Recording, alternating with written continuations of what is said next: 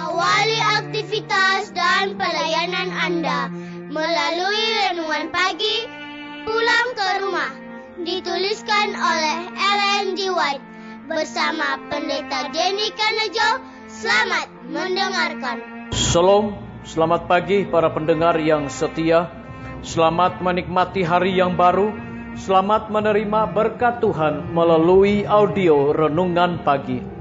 Renungan pagi saat ini tanggal 17 Agustus 2020 berjudul Berurusan dengan Orang yang Bersalah. Ayat inti kita terambil di dalam buku Yeremia 31 ayat yang ke-34. Demikian firman Tuhan.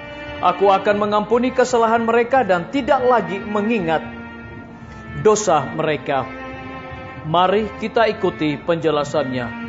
Jika ia tidak mau mendengar mereka, maka tidak sampai di situ saja. Perkara itu harus dibawa di hadapan segenap jemaat orang percaya.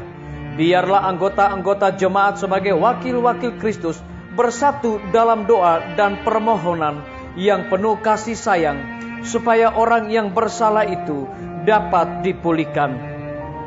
Roh Kudus akan berbicara dengan perantaraan hamba-hambanya, memohon orang yang tersesat itu kembali kepada Allah. Rasul Paulus yang berbicara oleh iman berkata, seakan-akan Allah menasihati kamu dengan perantaraan kami, dalam nama Kristus kami meminta kepadamu, berilah dirimu didamaikan dengan Allah.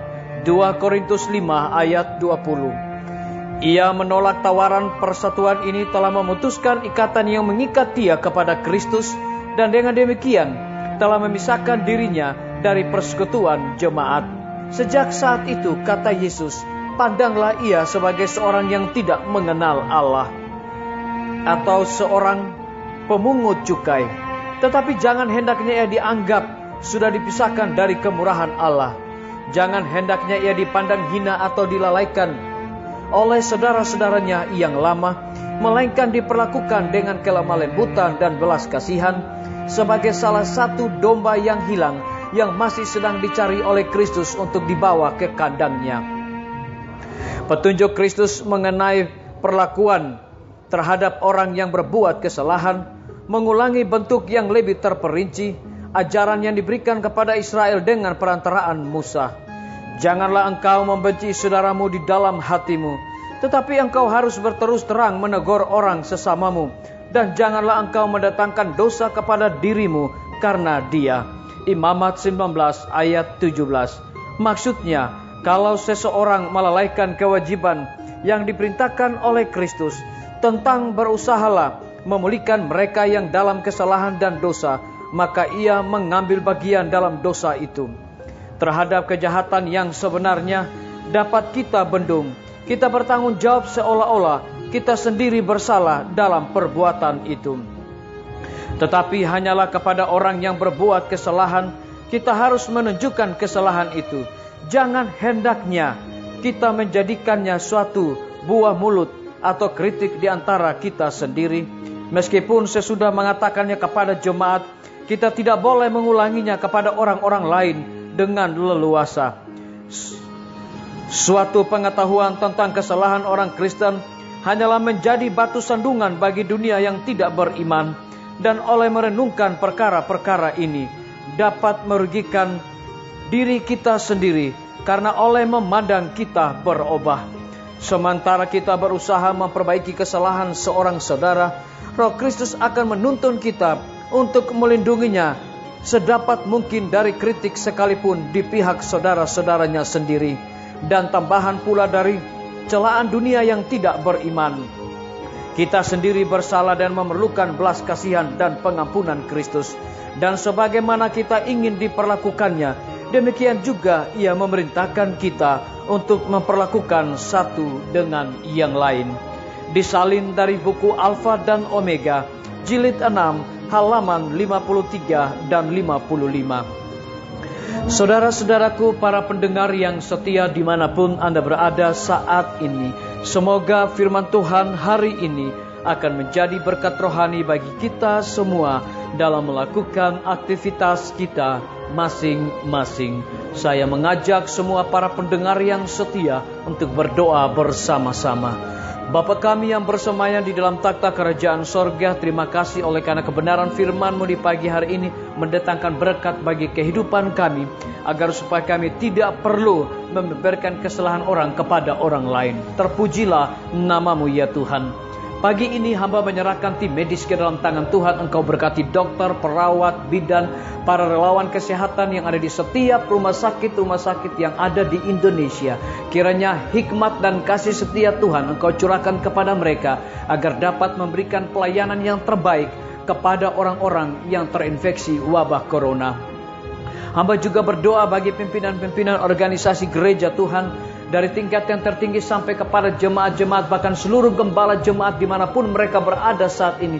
Tuhan urapi mereka dengan kuasa Tuhan, agar mereka bertanggung jawab dalam pelayanan mereka. Hamba berdoa kepada semua guru-guru, kepala sekolah dan semua anak didik, kiranya berkat dan kasih setia Tuhan menyertai mereka senantiasa. TNI, Polri, PNS, wira swasta, petani, pedagang, nelayan, dan orang-orang yang terpenjara, hamba serahkan mereka ke dalam tangan kasih-Mu ya Tuhan. Kiranya Engkau cukupkan kebutuhan mereka dan rahmat-Mu besar bagi kehidupan mereka. Hamba juga berdoa bagi para pendengar yang setia yang berulang tahun di hari ini. Dengan bertambahnya usia yang Tuhan berikan bagi hidup mereka, mereka juga selalu bersyukur dan melayani Tuhan senantiasa.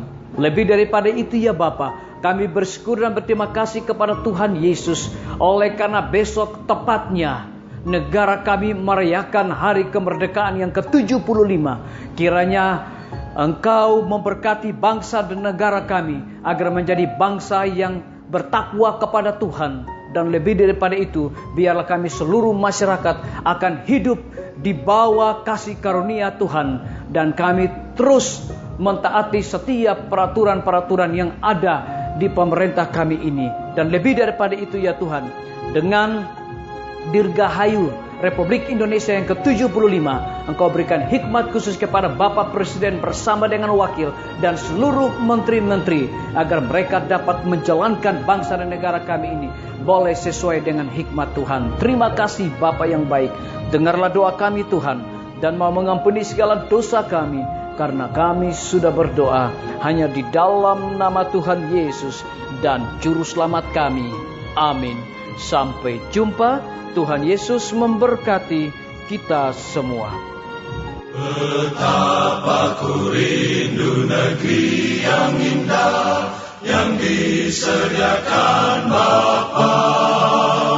Sana orang saleh memuji Tuhan, di surga senang kekal.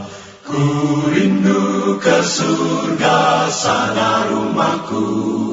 Rindu masuki gerbang mutiara, tak pernah bersusah atau gentar, di surga ku hidup kekal. Sana kelak pandang wajah Rajaku, yang tak mati gantiku. Bersukacita selama-lamanya, di surga senang kekal. Ku rindu ke surga, sana rumahku.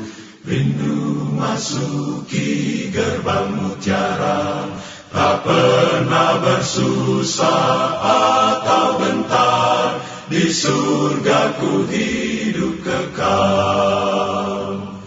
Ku rindu ke surga, sana rumahku. Rindu masuki gerbang mutiara, tak pernah bersusah atau gentar, di surga ku hidup